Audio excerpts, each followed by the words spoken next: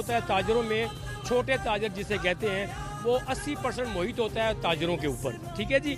और बजट जब आता है तो सबका इफेक्ट जो है जैसे आम आदमी कहते हैं वो 80% ताजर ही होता है, जिसे हम आम आदमी कहते हैं। वो किसी चीज़ को लेने वाला होता है, किसी चीज़ को बेचने वाला होता है, वो आम आदमी उसे ही हम कहते हैं। और इस आम आदमी को कभी भी नहीं पता कि कितने ट्रिलियन का बजट आ रहा है, इसको ये नहीं पता कि जीडीपी रेट क्या है, इसको ये बिल्कुल नहीं पता कि वो डेफिसिट कितना है बजट का।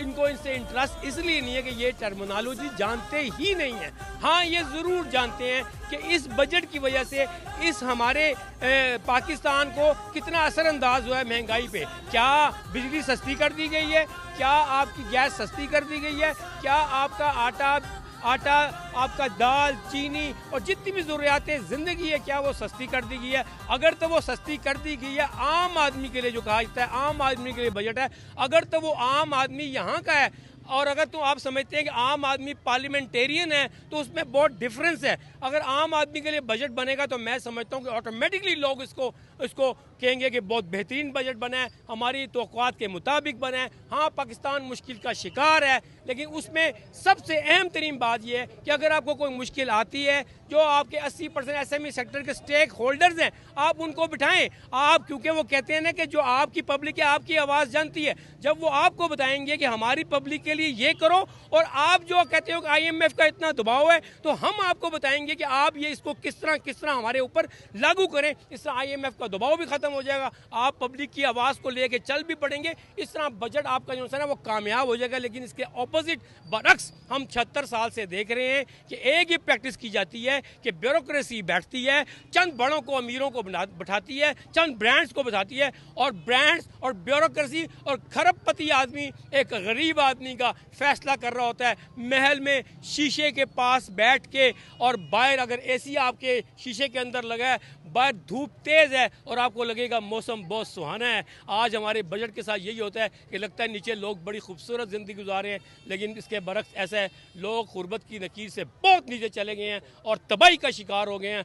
अब हुक्मरानों से कहते हैं खुदारा कुर्बानी देने का वक्त आपका है, इन गरीब लोगों का नहीं है। अब आप कुर्बानी दें, अपनी तनख्वाहों को कम करें, अपनी मराद को कम करें, अपनी ठेकेदारियों को कम करें, तो हमारी इस खूबसूरत सी जो आवाम है, जो 24-25 करोड़ आवाम है, जिन्होंने देखा जब जंग का वक्त आया तो सिपा सलार ने देखा ये ब्यूरोक्रेसी काम नहीं आई, ये बड़े लोग काम नहीं आए, ये वो आम पब्लिक की आवाज़ थी जो कहती थी सिपा सलार पाकिस्तान जिंदाबाद। तब भारत के ऊपर रौब पैदा हुआ है। तो अब इन लोगों के लिए काम करें, हमारा यही मुतालबा है आपसे। मीर साहब, ये बताइएगा कि ये जो बजट अभी पेश होने जा रहा है, इससे पहले कौन कौन से टैक्सेस जो है वो ताजरों पे आयद किए गए जिससे कारोबार को शदीद जो बजट अभी पेश होने जा रहा है, इससे पहले कौन कौन से टैक्सेस जो है वो ताजरों पे आयद किए गए जिसने कारोबार को शदीद मुतासिर किया। और हुकूमत जब भी बजट पेश करती है वो ये दावा करती है कि हमने ये बजट जो है वो ताजरों के साथ बैठकर बनाया है। तो आपसे भी कोई हुकूमती वफ्द ने, किसी हुकूमती रहनुमा ने रब्ता किया बजट की तैयारी के हवाले से? बिल्कुल किसी ने कोई रब्ता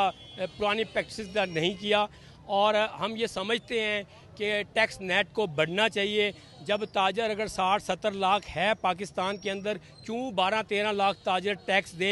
लेकिन इसमें गलती ताजरों की नहीं है, इसमें गलती आपकी है। क्योंकि जब हैरेसमेंट करेंगे ताजरों पे, जब कोई अगर आपके नेट में शामिल हो जाएगा उसको हैरेस करेंगे तो लोग उस चीज़ से अवॉइड करते हैं। हम ये समझते हैं कि आपको टैक्स को प्रोडक्ट बनाना चाहिए, जो अच्छा टैक्स देता है उसको इंसेंटिव होने चाहिए, और इंसेंटिव आम से इंसेंटिव है। PIA का टिकट लेने गया, वहाँ पे थोड़ा सा रिलीफ होना चाहिए और लाइन ख़त्म। प्रायोरिटी ताजर को है जी, वो यहाँ खड़ा हो जाए। अगर सरकारी अस्पताल में गया, हाँ हमारा टैक्स पेयर आया है, इसकी लाइन अलहदा होगी, इसको लाइन की ज़रूरत नहीं होगी, हमारा प्रायोरिटी कस्टमर है। नाजरा में गया, ओहो ये जो टैक्स होल्डर है ये प्रायोरिटी कस्टमर है, ये प्रोडक्ट बनेगी। हर कोई चाहेगा मैं टैक्स नेट में आऊँ, मेरी इज्जत हो। यहाँ पे जब ताजर को कहता है ओए, एक आम पुलिस वाला, एक आम कोई सरकारी अफसर जब ओए करके गुजारता है तो मेरा दिल नहीं करता कि मैं इस मुल्क में टैक्स दूं, क्योंकि मेरी इज़्ज़त नफ्स ही मजरूह की जा रही है। मेरी इज़्ज़त नफ्स ही नहीं है अगर, तो मैं पैसे अपना क्यों दूं? हाँ, मेरी इज़्ज़त करोगे,